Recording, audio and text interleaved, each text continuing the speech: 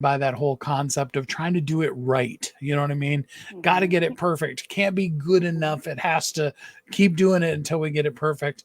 Um, what do we even do to be able to break that mold of, you got to do it perfect or it's just not right and begin to really accept where we are right now today? One of the things that, and of course, I go into great detail with a lot of the the things that I had to learn the hard way. So, of course, Steve, I'm trying to keep everyone from having to learn the hard way.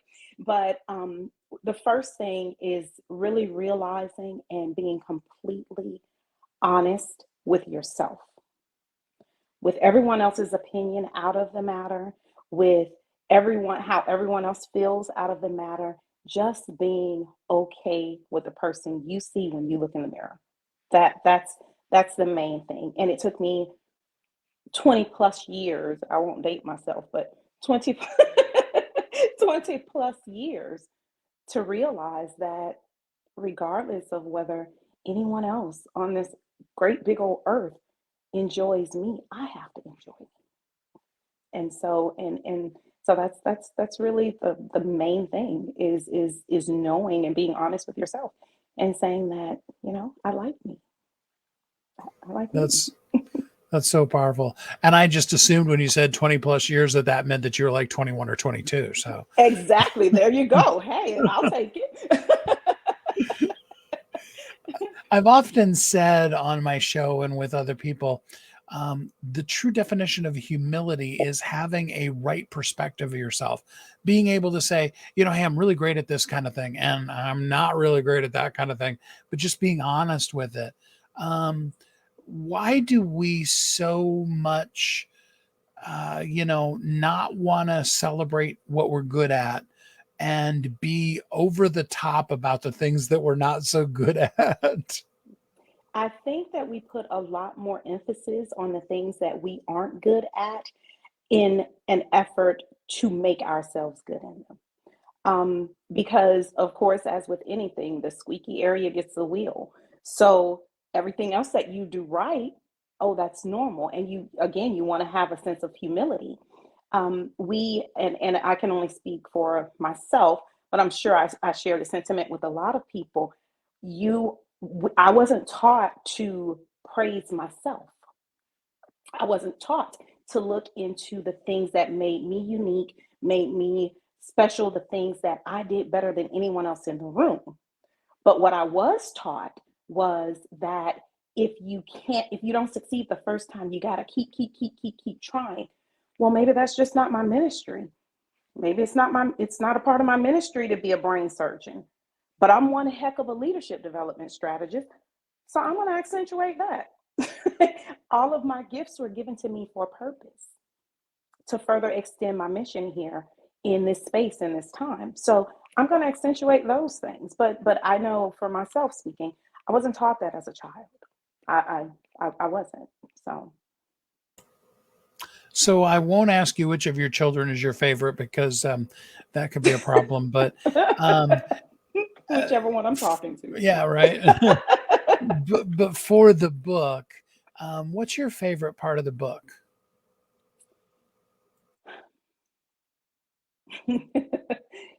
It's okay to be weird. That is my absolute favorite part of the book. And just a little background, I'm an only child. Excuse me. When I embarked on being a parent, I was determined I'm going to have two children because I don't want my child to be the only child. And so in doing so, I quickly had to realize these are two totally different people. Like their personalities are completely different within itself. So again, when you say which child is the favorite, whichever one I'm talking to at that time, but I wasn't celebrated for those things that made me quirky or weird. Um, I didn't like to go outside and play. I like to read books.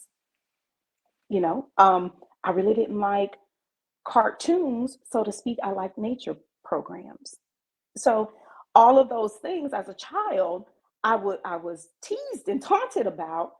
And so I started to kind of shush them up and kind of go along with the crowd. So the reason I bring my children up in this explanation is because I taught my children it's okay to be different. Be different. It's okay because there will never be another you. So that's definitely one of the things that um, inspired that chapter, and that chapter was the hardest part of my self-development because it truly had to I had to annihilate everything that I had ever known from the time from as far back as I can remember. So and you know, if you're trying to break a habit that you started last week, try breaking one you started at the age of two, at the age of 2 years old. That's an even harder habit to break. So, you know, so that's really the my most favorite part of the book, that it's okay to be weird and celebrate those things. I Oh, love that. So, the by design part, let's talk about that a little bit. Um, where does the design come from? Where's the design blueprint and what is the by design that we're perfect by? okay. So when I say by design, meaning just as the architecture of a house, if they put a wall in that area or a doorway in that area, it was designed that way. When you complete the construction of that home and that doorway is there and you say, we probably should have moved that doorway over maybe about a foot to the right. Doesn't mean the doorway is wrong. It just means that that was part of the original design of it, right? So when I say by design, meaning that when I was birthed into this three-dimensional reality that I'm in right now, whether you say, whether you call it God or Lord or the universe or whomever, I was supposed to be exactly who I was when I came into this space. So I was designed that way. My blueprint has been erased, moved around, a few things changed, just like a house before it becomes a home. But the way that I was designed is perfect. And that's where that comes from. I love that so much. So, what kind of people do you like to, do you prefer working with? I prefer working with people that truly understand and are ready to take back their power in the world. And when I say take back their power in the world, to no longer um, subject themselves to what society thinks they should be, or what their parents have told them they should be, or um, how their friends think they should act, or how they think they should be. Those are the people that I like to work with, the people that are on the cusp, that know that what everyone else has said isn't exactly what brings them joy. And they're ready to step into their joy, whether it be career, whether it be parenthood, whether it be in love relationships, whatever the situation is, that they're really ready to step into their joy and to go against what everyone else has said they should be doing. I went to school and I got the degrees and I got the home and the 2.5 children and the dog and the picket fence and all of those things because that's what I was told I was supposed to do.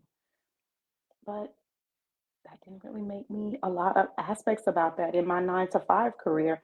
I did very well, very successful, but it didn't bring me joy. Talking to people and keeping them from crying at night because they've had to put on a facade of who they are during the day. And the only time that they get to be themselves is at night, alone when they cry. If I can stop one tear, then it's worth it. That's what brings me joy. I like that's just to help them find their joy. So that's really and what I've realized in working in leadership roles is that while the leaders are sometimes praised a lot, the leaders have always had to stick to a certain standard in order to be in the place that they are. And so they often neglect what is important to them, what brings them joy, just their personal smile in order to maintain what they've been told that they have to do. So that's kind of where the passion comes from for it. I love that so much. So, and the book is available on Amazon today. Imperfect, I am perfect, or I'm perfect by design. You can get it on Amazon today, and I'm going to put the link in for those of you that didn't read it in the description. I'm going to put the link in here for you to read as well. Hopefully that works now, and if not, I'll do it after the show. Um, and give us some idea of, if people want to go deeper than the book with you, how could they get in contact with you? You can reach me at Dr. Kim at drkimdunlap.com. This is Dr. Kim, DRKIM, at Dr. DRKIMDUNLAP.com. And I would be happy to jump on a strategy call with you and just to discuss what you have and see how I can support you. And if I can't support you, I have done a lot of work. I can find someone that can help you. I can't. Perfect. I love that. Well, before we end today, leave us some words of encouragement about being perfect by design.